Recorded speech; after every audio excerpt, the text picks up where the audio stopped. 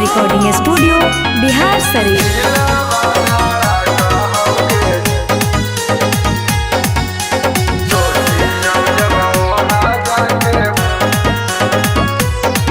अगे जब जब बाहर जाइयो हमें रनिया तोरे याद अब करनिया पर गे जान। अगे जब जब बाहर जाइयो हमें रनिया तोरे याद अब करनिया पर गे जान। अगे सोचियो जब वहाँ जाके बातिया दिलवा हमर धड़ा कहूँगे जान।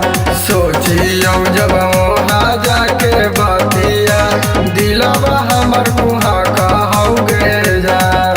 अगे जब जब बाहर जाइयो हमें रनिया तोरे याद अब करनिया पर गे जान। अगे जब जब बाहर जाइयो हमें रनिया तोरे याद अब करनिया पर गे जान। अगे सोचियो जब वहाँ जाके बातिया दिलवा हमर धड़ा कहूँगे जान। सोचियो जब वहाँ जाके बातिया दिलवा हमर कुहाँ कहूँगे जान। दिलवा हमर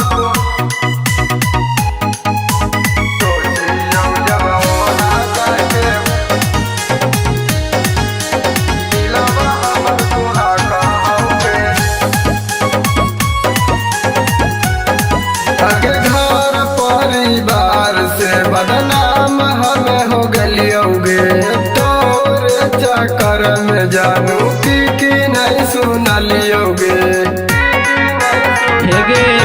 अगे घर परिवार से बदनाम हमें हो गलियोगे तोरे चक्कर में जानू की नहीं सुनलियोगे। कारो हानि पुनम मनम मारी रहो हलियो तोरा बिना गे जान। कारो हानि पुनम मनम मारी रहो हलियो तोरा बिना गे जान। सोचियो जब वहाँ जाके बातिया दिलवा धड़ा कहूँगे जान।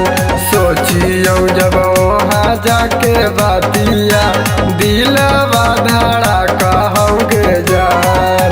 सोचियो जब वहाँ जाके मिक्स बाय सोनू यादव। दिलवा धड़ा कहूँगे। सोचियो जब वहाँ जाके अगे तन हलो भरोसा तबो कइने छौड़ी घात गे। दीपक धर्मेंद्र कहूँ के छोड़ देने साथ गे। अगे तन हलो भरोसा तबो कइने छौड़ी घात गे। दीपक धर्मेंद्र कहूँ के छोड़ देने साथ गे। रहमिया पिया जोरे खुश दुखवा हमारा झेले परतौगे जान। रहमिया पिया जोरे खुश दुखवा हमारा झेले परतौगे जान। आगे सोचियो जब दिल्ली